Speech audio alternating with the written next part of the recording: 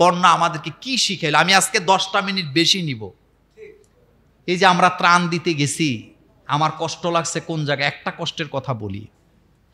বন্যায় বাড়িঘর ডুবে গেছে, আমাদের চরিত্রটা আগের মতো থাকা উচিত ছিল না একটু বদলানো উচিত ছিল? কিন্তু বদলাইছে?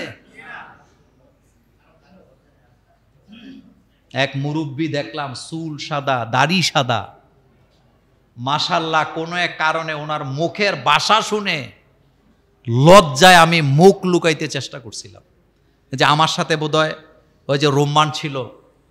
এই সমান পানি বাড়ির সামনে, ত্রাণ দিতে গেছি, যে কোনো কারণে একজন মুরব্বি, যাকে আপনারা বলেন কয়দিন পরে কবরে যাওয়ার সময়, কিন্তু ওনার মুখের ভাষা শুনে আমার খারাপ লাগছে এই জন্য যে আহারে, এই বিপদও আমাদেরকে কি করতে পারে নাই? ভালো করতে পারে নাই। আপনি কত বড় বিপদ থেকে বাঁচছেন আপনি জানেন না। মানুষ মারা গেছে, বাপ মরে গেছে, দাফন করার মতো একটা জায়গা খুঁজে পায় নাই। লাশটাকে কাপড় পরাইয়া এক টুকরা কাগজে লিখে দিছে, মাটি দেওয়ার জায়গা পায় নাই। কোন হৃদয়বান ব্যক্তি যদি পান, জানাজা পড়ে মাটি দিয়ে দিয়েন। এ কথা সত্য না মিথ্যা? এটা আমার সাথে হইতে পারতো, এটা আপনার সাথেও হতে পারতো, পারতো কি না? এই যে বন্যা আসছে, শিক্ষা দিয়ে গেছে আপনাকে আমাকে। আপনার সাথে এই ঘটনা ঘটতে পারতো, কিন্তু শিক্ষা নিতে পারি নাই। কপাল পোড়া। কি পোড়া? আমি মরে গেলেও আমার সাথে এটা হতে পারতো না? আপনি মরে গেলে আপনার সাথে পারতো কি না? আর কবে ভালো হব? আর কবে নিজেকে বদলাবো? এই বদলাবো করতে করতে একদিন কবরে চলে যাব। এই জন্য আপনাদের কপালে চুমু দিয়ে বলি, নিজেকে বদলাবার চেষ্টা করেন।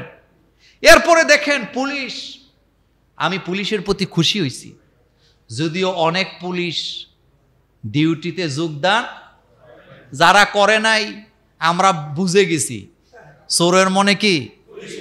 কিন্তু আমি এমন পুলিশ এই বন্যায় দেখেছি, মানুষকে মাইলের পর মাইল কোলে নিয়ে শুকনা জায়গায় নিয়ে যেতে আমি পুলিশকে দেখছি।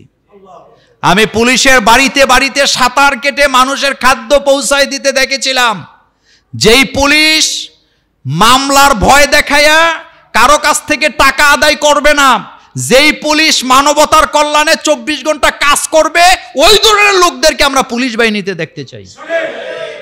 রাস্তায় দাঁড়াইয়া 20 টাকার জন্য পুরা রাস্তায় 2 কিলোমিটার জ্যাম লাগায় দিব, এরকমের পুলিশ আমাদের দরকার নাই। দরকার আছে?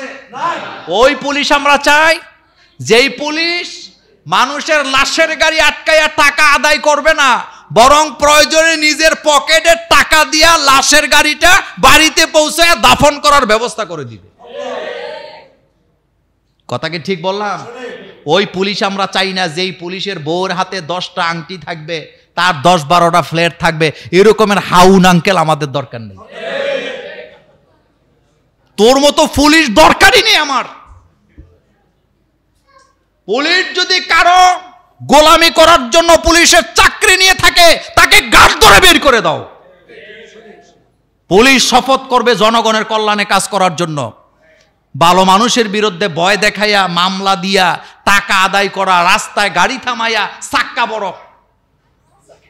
কি বড়। আচ্ছা, আপনাদের কাছে একটা দুঃখের কথা বলি, আমার গাড়িটার ফিটনেস আছে 2 বছরের।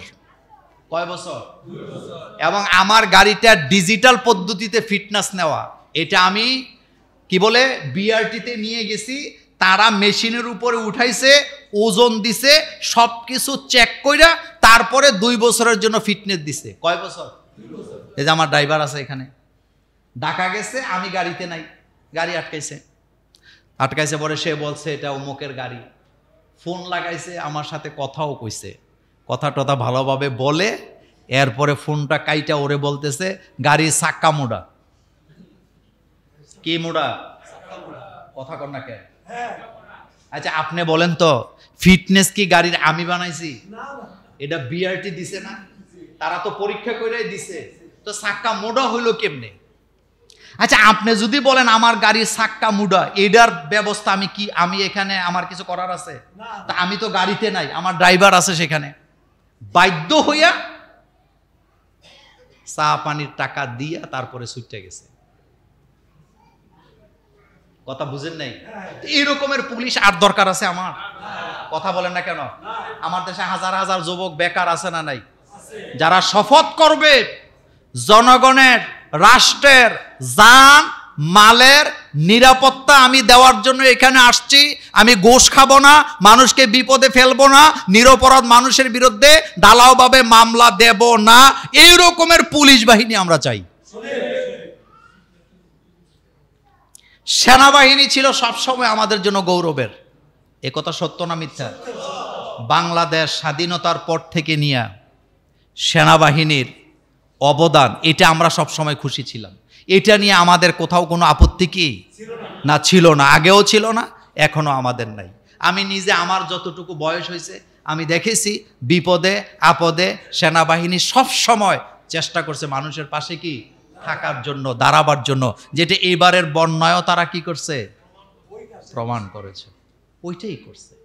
আপনি মনে করতে পারেন যে আপনার দলের সাথে সে বেইমানি না, আপনার দলের সাথে বেইমানি করে নাই, বরং সে তার দেশের জনগণের কল্যাণে কাজ করছে। সে কোনো ব্যক্তির পূজা করে নাই। তারা প্রমাণ করছে যে আমরা জনগণের জন্য আসি, আমরা দেশের জন্য আসছি। আপনি একটা বর্ডার গার্ডকে বিড়ালে পরিণত করেছিলেন, কিন্তু গত 18 দিনে সেই বিড়ালগুলোকে আমরা সিংহে পরিণত করেছি। এখন তো আচ্ছা বলেন তো, আমার বাড়ির সীমানা এটা আমার অধিকার না? ওই জায়গা অরক্ষিত করে আপনি মানুষের উপরে অত্যাচার করবেন, এটা কোনো বাহিনীর কাজ হতে পারে না। আমার মুখ তো কখনো বন্ধ হয় না, এটা আপনারা জানেন। আমি অনেক আগে থেকে একটা কথা বলেছিলাম যে এই দেশে, আমি কুমিল্লাতে সবচেয়ে বড় মাদক বিরোধী যে প্রোগ্রাম হয়েছিল সেখানে আমি মেহমান ছিলাম কুমিল্লায়। সেখানে ডিসিএসপিরা ছিল, জুডিশিয়াল ম্যাজিস্ট্রেটরা ছিল, প্রশাসনের সামনে সেদিন আমি বলেছিলাম, আর্মি অফিসাররা ছিল, বিজিবির অফিসাররা ছিল। আমি সেদিন বলেছিলাম জায়গায় জায়গায় আপনারা এই যে মাদক খুঁজা লাগবে না, মাদক সেবনকারীকে খুঁজে কোনো লাভ নাই। বর্ডার গার্ডে যাদেরকে দায়িত্ব দিছেন প্রত্যেকটা বর্ডারে নামাজি লোক, আমানতদারি লোক দাঁড়া করান। বিজিবিতে যাদেরকে নিয়োগ দিছেন আপনি নামাজি ছেলে ফেলে দেখে নিয়োগ দেন, তারা বর্ডারে পাহারা দিবে। একটা ইয়াবা, একটা ফেন্সিডিল, একটা গাজার বস্তা বাংলাদেশে আসতে পারবে না। কারণ এগুলা বাংলাদেশে হয় না, এগুলা পাশের দেশে হয়। গাজা কি আমার দেশে হয় না পাশে হয়? ফেন্সিডিল কি আমার দেশে হয় না পাশে হয়? ইয়াবা কি আমার দেশে হয় না পাশে হয়? তো আপনি বর্ডার বন্ধ করেন, আপনি বর্ডার বন্ধ করেন। আগে বর্ডারে ইমানদার লোকদেরকে আপনি নিয়োগ দেন, বাংলাদেশে আর গাজাখুর খুঁজে পাওয়া যাবে না। একটা জাতিকে ধ্বংস করার জন্য নেশাই যথেষ্ট। কি যথেষ্ট? নেশা, নেশা, নেশা। তবে সব শেষ কথা বলি আজকের জন্য, আমার কলিজার ভাইয়েরা, এখনো অসাধুরা আছে না নাই? এই বন্যায় আপনারা যেমন মানবিক মানুষ দেখছেন, এই বন্যায় আবার আমরা কিছু অসাধু ব্যবসায়ীও 60 টাকার মুড়ি কিনা 120 টাকা, তার লাইসেন্স থাকা দরকার না। যেই দামে মাল কিনছে দেখে চাহিদা বেশি, এখন অর্ধেক দাম বাড়ায় দাও। আপনি মানবিকতার দিকে তাকান। আচ্ছা, গ্যাসের দাম বাড়ছে না কমছে? আমি কিন্তু এই সরকারের দালালও না, আমি শুধু আপনাকে বলি গ্যাসের দাম বাড়ছে না কমছে? এখন কমলো কেমনে? 1400 টাকার গ্যাস এখন 1000 হয় কেমনে? তেলের দাম এখন কমে কিভাবে? সব চোর। বলেন সব কি ছিল? চোর। আমি বুকে হাত দিয়ে বলি, চোরের গোষ্ঠী ছিল সব। আমার দেশের গ্যাস এত দাম হবে কেন?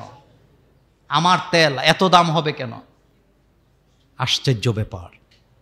সুতরাং মানুষের কল্যাণে যারা ব্যবসা করে না তাদের লাইসেন্সও রাখা কি নাই? কোনো দরকার নাই।